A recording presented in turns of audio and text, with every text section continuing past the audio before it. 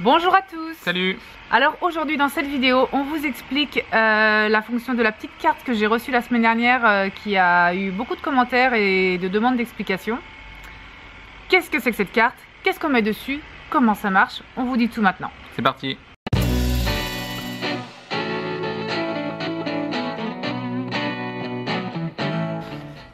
Donc je vais poser à Christophe les mêmes questions que je me suis posées il y a quelques mois. Sur cette carte, qu'est-ce qu'il y a dessus? Alors il y a des bitcoins et c'est en fait la principale question, c'est qu'est-ce qu'un bitcoin? Et en fait le bitcoin c'est une monnaie numérique et qui est décentralisée. Alors une monnaie numérique, vous y êtes déjà normalement habitué puisque quand vous payez avec votre carte, c'est de la monnaie numérique que vous utilisez, c'est de l'euro numérique. Mais décentralisé, c'est toute la différence qu'il y a aujourd'hui avec votre utilisation de l'euro. L'euro aujourd'hui, il est centralisé de par les banques centrales. C'est elles qui gèrent l'ensemble de la monnaie euro. Alors que, contrairement à l'euro ou au dollar, le bitcoin, lui, il est décentralisé. C'est-à-dire que toutes les opérations que vous allez réaliser se feront directement de vous à une autre personne sans passer par un tiers établissement. Vos banques, aujourd'hui, elles vérifient l'ensemble des transactions qui sont réalisées. Donc tout passe par votre banque et la banque centrale. Avec le bitcoin, ça passe directement de vous à une autre personne et les transactions sont, elles, validées par le réseau bitcoin lui-même. Ok.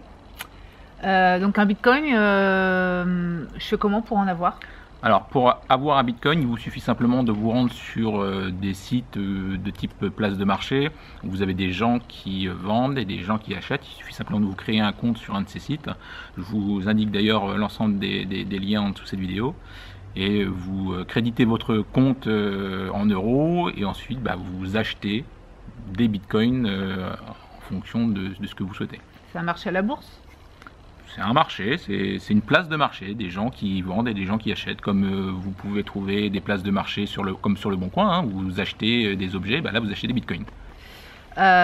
Du coup, donc si c'est une place de marché, ça fluctue. Son montant fluctue. Si jamais on prend le référentiel euro par rapport au bitcoin, il y a forcément des modifications qui sont réalisées tous les jours, voire toutes les heures, voire toutes les minutes.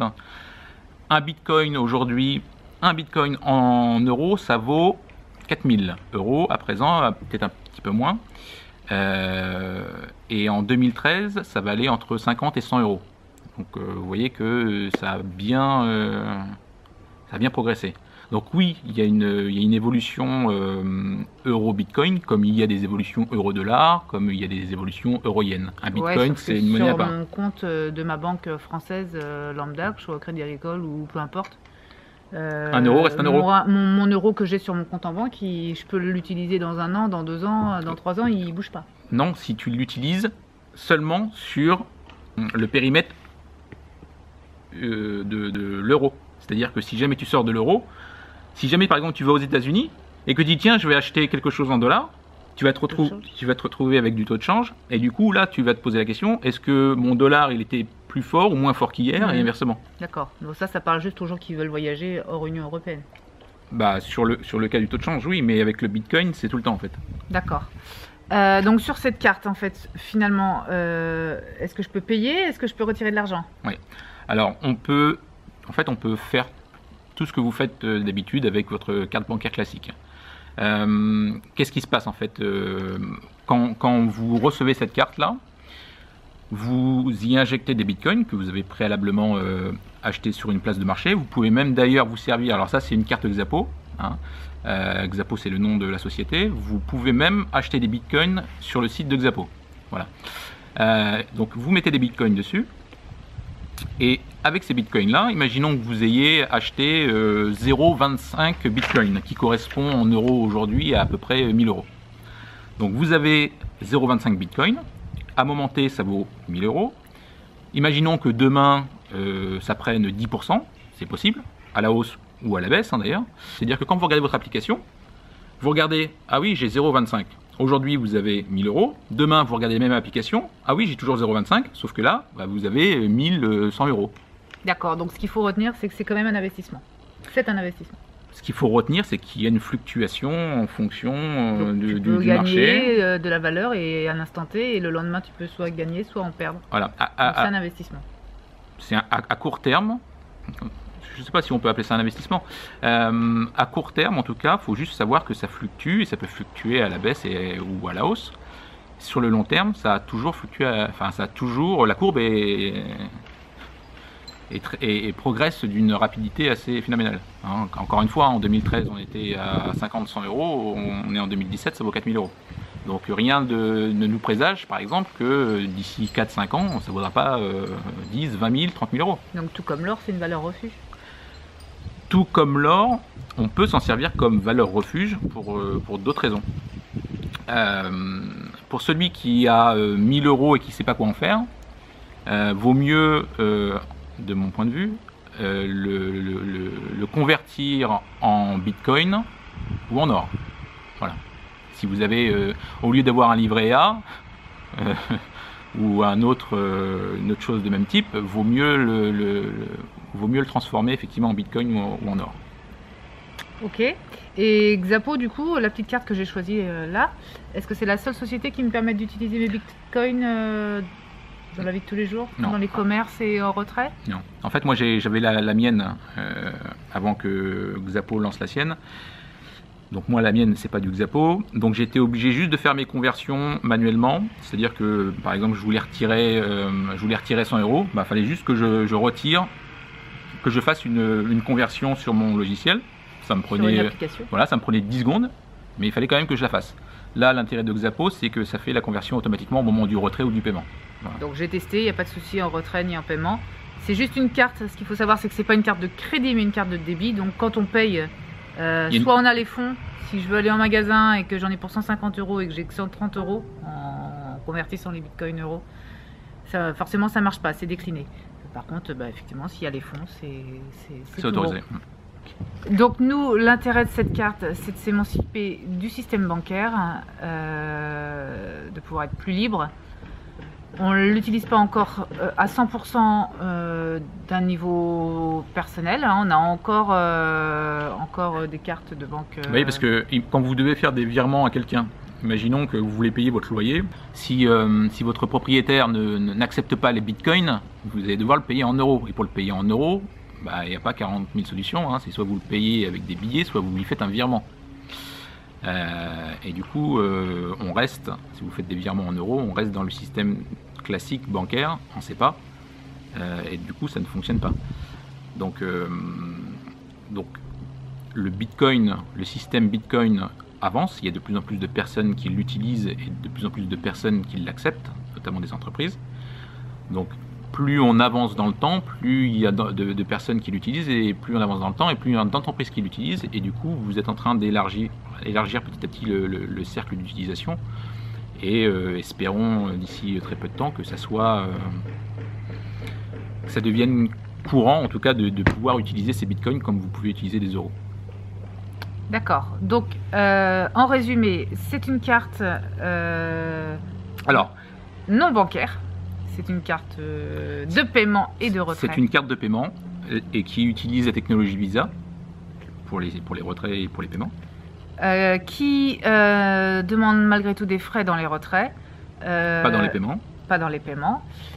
C'est spécifique à chaque carte, donc il faut vérifier à chaque fois que vous prenez une carte, hein, parce qu'il y aura peut-être une entreprise demain qui proposera une carte sans frais de carte bancaire et sans frais de paiement, sans frais au retrait de distributeur et sans frais au paiement.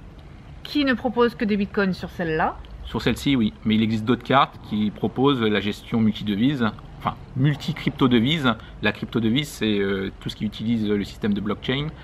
Et le Bitcoin en fait partie. Mais il y a d'autres crypto-monnaies, type Ethereum par exemple, hein, qui utilisent également le système de blockchain et que vous pouvez retrouver sur certaines cartes. Donc vous pourrez très bien un jour avoir plusieurs crypto-monnaies sur une seule carte. Donc cette carte elle permet de faire l'ensemble de vos paiements grâce à vos bitcoins en euros. Donc vous allez acheter n'importe quoi, vous allez faire n'importe quel retrait en euros, mais la conversion va se faire automatiquement grâce à cette carte Xapo.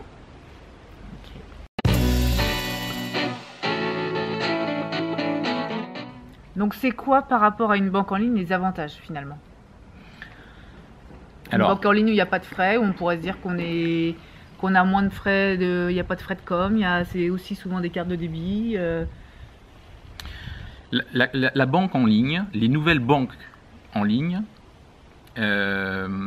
proposent des services qui sont similaires, par exemple de type le blocage de cartes à la volée. C'est-à-dire que par exemple, imaginons que vous ayez perdu votre carte, avec les cartes comme Xapo ou les nouvelles banques en ligne comme par exemple N26, qui est une banque nouvelle génération mais bancaire, vous pouvez bloquer votre carte en une touche.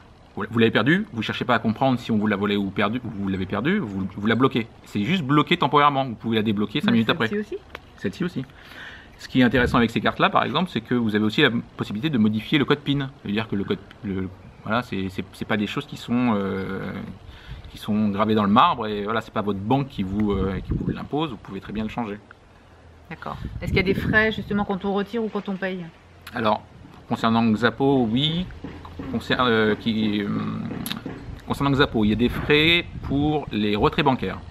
Donc, vous retirez 100, 200, 300 euros. Vous avez, je crois que c'est 2,50 euros par retrait. Donc, ce qui peut paraître important, sachant que vous n'avez pas de frais mensuels, c'est-à-dire que votre banque, elle, va vous prendre 6 euros. Les frais de compte voilà. Et tout ça. Là, il n'y en a pas. Vous payez votre carte au démarrage, après c'est terminé. Donc cette carte... Alors juste pour préciser, il n'y a pas de frais quand vous payez en euros. Si par exemple vous allez chez votre boucher, vous payez 50 euros de viande, vous n'allez pas payer de frais en euros. Si vous allez aux États-Unis et que vous payez en dollars, là il y a des frais. Ah oui. C'est la seule monnaie Parce que c'est une Visa, c'est une carte Visa libellée en euros. Okay. Donc les avantages du Bitcoin, c'est la rapidité des transactions. Versus le virement où ça prend des 3 jours minimum. Voilà, pour effectuer un virement à un nouveau bénéficiaire. Là, un nouveau bénéficiaire, vous lui envoyez en quelques minutes. La confidentialité des transactions. Si jamais vous achetez, je sais pas, des chocolats, peu importe, vous achetez des chocolats, votre banquier sait que vous avez dépensé X euros dans telle entreprise, et potentiellement il sait que c'est des chocolats. Avec les bitcoins, ça passe d'une adresse à une autre, on ne sait pas à qui appartient l'adresse A, on ne sait pas à qui appartient l'adresse B, mais on sait juste qu'il y a eu une transaction qui a été réalisée. Le troisième point, c'est que aucune banque, ni aucun gouvernement ne peut geler vos comptes, ni vous ponctionner de l'argent dessus. Okay ? Pour le moment. Pour le moment, mais je vois même pas comment c'est possible. Donc, la technologie, du fait que ça soit décentralisé, permet justement qu'il n'y ait pas quelqu'un qui chapeaute l'ensemble des transactions. Est-ce que, au fur et à mesure qu'il va y avoir de plus en plus de monde sur ces marchés, est-ce que les comptes ne vont pas être payants? Avoir un compte ne va pas devenir payant. Payant à qui? En fait, la seule chose qui est payante aujourd'hui... Les sociétés qui, justement, permettent de convertir le bitcoin en euros, par exemple. Si, mais dans ce cas-là, vous n'êtes pas obligé d'y rester. Ce qu'il faut comprendre, c'est que l'aboutissement final, c'est pas de payer en euros. L'aboutissement final, c'est de payer en bitcoin. Donc les cartes n'auront plus d'intérêt en fait. Ouais, est-ce que ça va être dans longtemps? Tout le monde pourra payer en bitcoin? Mais on peut le faire déjà, c'est juste une question de l'accepter. Si tu n'es pas au courant que le bitcoin existe et si tu ne sais pas quel est son intérêt plus tard, bah, tu vas pas proposer ça à tes clients. Oui, un autre avantage, c'est un système libre. Donc ce qui est important, c'est que aucune entité ne peut également vous dire à qui vous avez le droit ou pas le droit d'envoyer votre bitcoin, votre argent. Hein. Si jamais vous voulez l'envoyer à quelqu'un qui se trouve à 20 mètres ou quelqu'un qui se trouve à 500 km ou vous avez un pote papou qui est parti, bah, vous pouvez lui envoyer des bitcoins. Essayez d'envoyer à votre pote papou des euros. Et vous allez galérer un peu. S'il a un compte en euros? S'il a un compte en euros, ben son compte bancaire il sera où? Papouasie. Mais c'est très difficile, c'est ça que je veux dire, c'est que quelqu'un que vous rencontrez dans la rue, voilà, vous pouvez très bien demain lui envoyer, dans l'heure, vous pouvez lui envoyer des bitcoins. Et personne ne vous demandera quoi que ce soit. un compte bancaire. Si jamais un jour vous voulez envoyer 300 € dans un pays où votre banque a des doutes, elle va vous appeler, vous dire dis donc, vous êtes en train d'envoyer 300 € à un monsieur truc qui est, j'en sais rien, en Roumanie. Est-ce que c'est normal? Alors vous allez peut-être me dire que c'est une bonne chose que quelqu'un vérifie vos comptes, sauf que la blockchain étant sécurisée, normalement si vous avez fait la transaction, c'est que c'est vous qui l'avez faite. Voilà. Donc là, personne sait à qui vous envoyez, et c'est à vous, vous êtes responsable de toutes les actions que vous y faites. Et également, il n'y a pas de limite aux transactions. C'est-à-dire que si jamais vous voulez envoyer 100 ou 1 million d'euros, ça va vous prendre exactement le même temps. Et de deux, personne ne va vous demander quoi que ce soit. 100 ou 1 million d'euros ou 100 ou 1 million de bitcoin. Oui, pardon.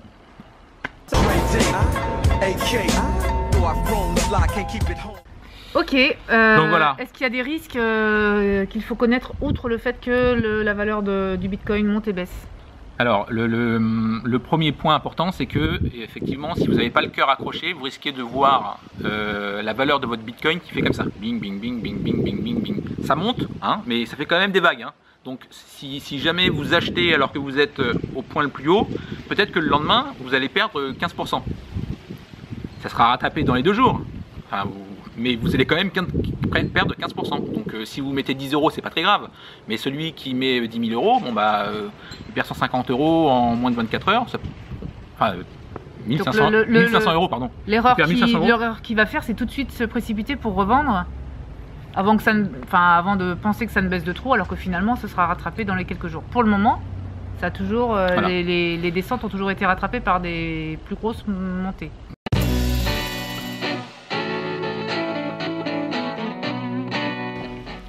Donc, si on devait faire un parallèle, par exemple, pour essayer de mieux comprendre ce qu'est le Bitcoin, le Bitcoin est en gros, le Bitcoin est à la banque en gros ce que l'email est à la poste. Hein. Quand vous êtes passé de l'envoi de courrier postal à l'email, ça a transformé votre vie. Alors après, certains y trouvent des avantages et d'autres des inconvénients, mais en tout cas vous avez gagné en rapidité, vous avez, il y a eu une transformation totale de ce système d'envoi. Le Bitcoin, c'est exactement la même chose. Aujourd'hui vous êtes sur un système bancaire qui commence à vieillir, il vous faut quasiment 1 à 2 jours ouvrés pour que vos bénéficiaires soient rentrés pour vous faire un virement. Une fois que votre bénéficiaire il est entré, il vous faut encore entre 24 et 48 heures pour que le virement se fasse. C'est-à-dire qu'au mieux ça prend 48 heures pour faire un virement à un nouveau bénéficiaire, et au pire ça peut prendre 4 à 5 jours ouvrés, et c'est sans compter les week-ends. Là, avec un Bitcoin, vous flashez, c'est-à-dire que Muriel a une application, j'ai une application, je veux lui virer 0.1 Bitcoin. Elle ouvre son application, j'ouvre la mienne, je flash son QR code, et en quelques minutes, elle va commencer à voir qu'elle vient de recevoir 0.1 Bitcoin. C'est quoi flasher un QR? C'est un QR code, c'est les fameux QR que vous voyez dans... Vous savez, c'est si on ne connaît pas, on fait comment? Bah rien, il faut juste flasher. Mais si ton téléphone ne le fait pas, ça? Et ben vous le marquez à la main. C'est une adresse en fin de compte. Quand vous créez... Alors quand vous voulez acheter des Bitcoins, en fait, c'est pas tout d'acheter des Bitcoins, mais il faut que ces Bitcoins soient stockés quelque part. En fin de compte, ils sont stockés sur une adresse. Une adresse qui est longue comme ça, et qui est votre adresse publique, et qui vous permet justement de stocker l'ensemble de vos Bitcoins. Pour pouvoir utiliser vos Bitcoins, il y a ce qu'on appelle ensuite une clé privée, qui vous permet en gros de dire que vous êtes bien le propriétaire de cette adresse publique. Donc imaginons qu'on prenne l'image du coffre. Le coffre, c'est l'adresse publique. Tout le monde sait qu'il y a un coffre. Okay. Vous y mettez 0.1 Bitcoin dedans. Ping. Tout le monde sait que dans ce coffre-là, il y a eu 0.1 Bitcoin de mis. Sauf qu'on ne sait pas à qui appartient le coffre. Voilà. Le seul maintenant qui peut aller ouvrir ce coffre, c'est celui qui a la clé privée. Donc c'est vous. Et vous pouvez alors, du coup, ça m'emmène à cette question-là, la sécurité. Donc tu disais tout à l'heure que si on me volait ma carte, j'avais une option sur l'application ou sur le site internet directement qui me permet de bloquer tout paiement ou tout retrait qui serait effectué avec. Et également sur le site, est-ce qu'il n'y a pas moyen justement que quelqu'un me pirate ma clé Alors, une clé privée, c'est exactement la même chose qu'un code pour un coffre ou vos clés pour votre maison. Si jamais vous avez une maison et que vous me demandez, mais Christophe, est-ce que si jamais quelqu'un me prend mes clés de maison, est-ce que quelqu'un peut venir me voler? La réponse est oui. Donc, une clé privée, c'est quelque chose qui est très sensible et que vous devez protéger. Voilà. Comme vous protégez vos clés de maison, comme vous protégez vos codes bancaires, j'espère pour vous. Enfin, bref, c'est quelque chose que vous devez garder confidentiel. Ok. Est-ce que le taux de change va changer? Oui, il change tous les jours. À court terme, oui, mais à long terme, est-ce qu'il va continuer d'augmenter? Alors, j'ai pas de boule de cristal. Par contre, je sais plusieurs choses. La première, c'est que de plus en plus de personnes entrent dans le système Bitcoin. Parce que soit ils en comprennent l'intérêt technologique, soit ils en comprennent l'intérêt financier, bref, peu importe, ils y rentrent. Certains y rentrent même parce qu'ils ont un problème de confiance en leur propre monnaie. Je pense notamment aux Chinois, ou aux Américains, même aux Japonais, qui rentrent, enfin en euros même, c'est une part de vérité pour moi. Ils préfèrent effectivement stocker de la valeur en Bitcoin que de la garder en euros, ou en dollars, ou dans une autre monnaie type le yen. Donc oui, de plus en plus de personnes rentrent. Ce qui se passe également, c'est que dans le même temps, vous avez une bulle, enfin il y a même des dizaines de bulles qui sont en train de gonfler pour la simple et bonne raison que la BCE ainsi que la Fed et la banque centrale japonaise ou chinoise d'ailleurs, elle s'y met aussi, font ce qu'on appelle communément des QE, des quantitative easing, utilisent la planche à billets, injectent... Là, tu parles aux gens qui s'y connaissent. Utiliser la planche à billets, c'est recréer de la nouvelle monnaie et du coup une perte de la valeur de la monnaie. Voilà, ils mettent des milliards sur la table et du coup, ces milliards, elles apparaissent pas comme ça par magie. Enfin, si, en tout cas, avec eux, c'est le cas. Mais votre monnaie s'en ressent. Hein. On peut pas créer des milliards et des milliards sans qu'il y ait un impact. Hein. Donc ça baisse, la valeur de la monnaie baisse. Tout ce que je sais, c'est que le système finira par exploser parce que quand vous continuez, parce que vous ne pouvez pas faire autrement, une politique, hein, vous savez qu'à un moment ou un autre, ça vous pètera dans la figure. Donc, parce que, en gros, la BCE, la Fed et les autres banques sont en train de continuer à injecter des liquidités, vous avez des gens à un moment qui se disent il y a une fin à tout et que quand les QE ne feront plus, enfin ça n'a jamais fait d'effet d'ailleurs, hein, mais il y a un moment où la bulle va éclater et du coup vaut mieux s'en protéger et directement stocker de la valeur en or ou en Bitcoin. Ou dans d'autres valeurs. Oui, l'argent, plein de les matières physiques, la pierre. Est-ce qu'on te demande des justificatifs pour avoir des bitcoins? Oui. Quoi? Alors au début, c'était pas trop le cas, mais de plus en plus, les sites demandent de plus en plus de vérifications, comme par exemple une photo, le passeport ou la carte d'identité. Bon, c'est... Il y a des frais? Non. Pour ouvrir un compte bitcoin? Non, c'est gratuit. Non. Et il y a de plus en plus de monde, donc j'ai entendu dire que c'était de plus en plus long pour que le compte soit ouvert. Moi, ça a été rapide. Ouais. Une semaine et demie pour tout avoir récupéré la carte. Ton compte a été ouvert tout de suite, oui. mais ta carte, c'est une semaine. Bon, on s'est réfugié à l'intérieur parce qu'il pleuvait. On espère que cette vidéo sur le Bitcoin vous a donné des explications claires, concises. Si vous avez d'autres questions ou si j'ai pas répondu à toutes les questions que vous aviez, n'hésitez pas à nous les poser en commentaire.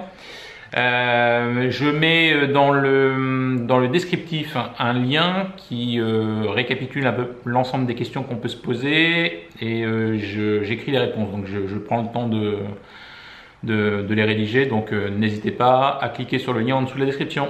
Allez, à bientôt! Ciao!